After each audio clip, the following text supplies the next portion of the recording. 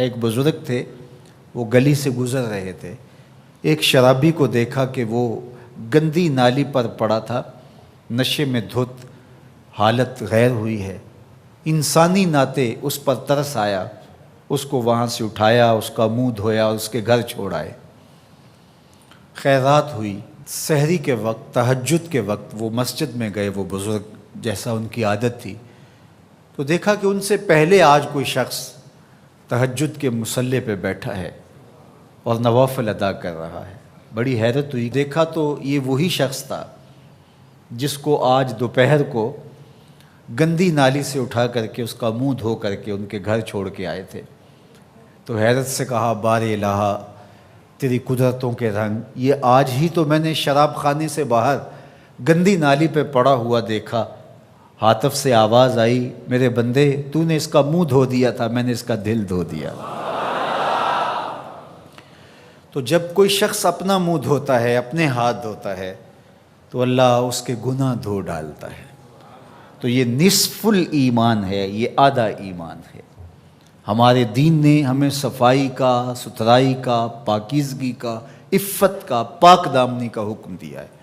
اگر آپ مجھ سے پوچھیں کہ اسلام کا دوسرا نام کیا ہے، تو میں کہوں گا اسلام کا دوسرا نام دین طہارت ہے۔ علماء نے لکھا کہ ایک طہارت معنوی ہوتی ہے، ایک طہارت حسی ہوتی ہے۔ ہمارا دین متقاضی ہے اس بات کا کہ ہمارا دل شرک سے، کفر سے پاک ہو، ہمارا دماغ غرور سے، تکبر سے، اور ہمارا عمل ریا سے، ہمارا دل تصنع سے، بناوٹ سے، حقد، کینے اور بغض اور نفرتوں سے پاک ہو۔ معنوی نجاست سے ہم اپنے آپ کو پاک کریں۔ اسی طرح ہم ہر طرح کے حدث سے اپنے آپ کو پاک کریں، حد سے اصغر ہو یا حد سے اکبر ہو۔ وضو سے رہیں، وضو پر وضو کرنا مستحب ہے اور یہ قربت الہی کا ذریعہ ہے، اور ہر وضو کے ساتھ مسواک کرنا مستحب ہے، اور اگر مسواک نہیں ہے تو آپ انگلی کے ساتھ اپنے دانتوں کو صاف کریں۔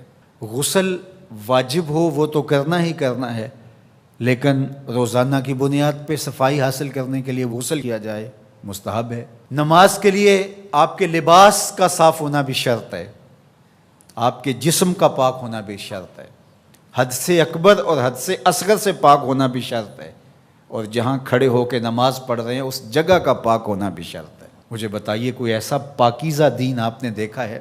اس سے بڑھ کر کیا کہ جب تم اس دنیا سے رخصت ہونے لگے اور تمہارے بدن کو مٹی کے سپرد کرنے لگے، اور وہ بدن مٹی کھا جائے گی، لیکن کہا کہ اس کو بھی ذرا غسل دے کے بھیجو، اس کو چٹے لباس کا کفن دے کے بھیجو۔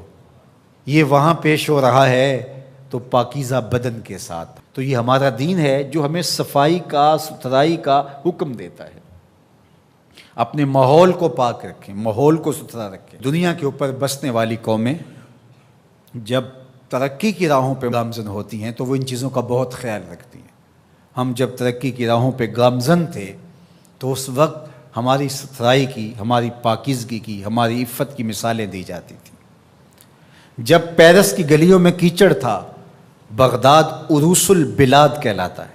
آج مسلم دنیا کے شہروں کی کہانی دیکھ لیجئے، کہا جاتا ہے فلاں ایشیا کا گندہ ترین شہر ہے، فلاں دنیا کا گندہ ترین شہر ہے۔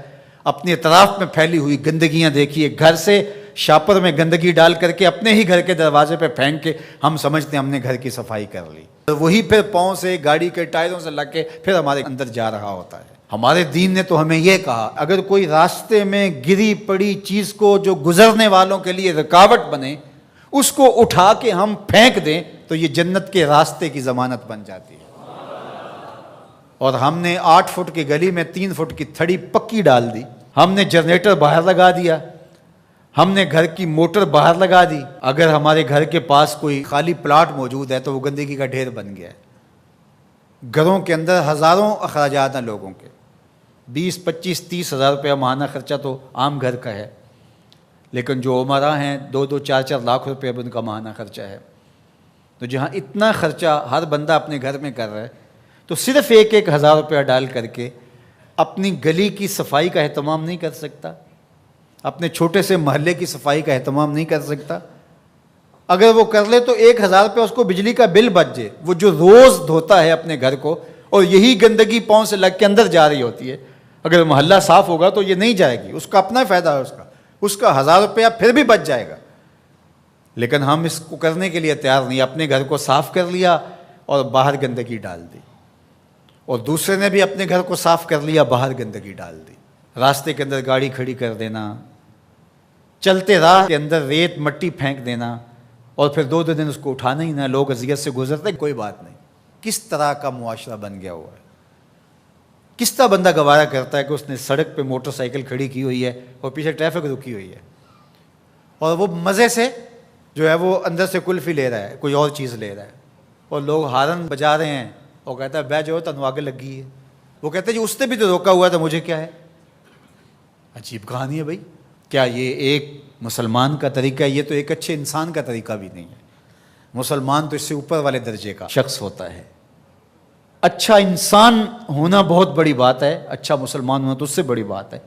تو ہم سوچیں کہ جو ہمارے تیور، لچھن، طرز زندگی، انداز معاشرت ہے، وہ ایک اچھے مسلمان ہونے کی تو دور کی بات، اچھے انسان ہونے کے بھی نہیں ہے۔ تو ہمارا دین صفائی کا دین ہے، ہمارا دین پاکیزگی کا دین ہے، ماحول کی پاکیزگی سے لے کر ذات کی پاکیزگی تک، ظاہری پاکیزگی سے لے کے باطنی پاکیزگی تک، خیالوں کی پاکیزگی سے لے کے سوچوں کی پاکیزگی تک، طرز زندگی کی پاکیزگی سے لے کر انداز معاشرت کی پاکیزگی تک، ایک صالح، پاکیزہ، خوبصورت اور ستھرا معاشرہ تشکیل دینے کے لیے مجھے اور آپ کو کردار ادا کرنا چاہیے، اور ہمیں اپنے حصے کا کام کرنا چاہیے۔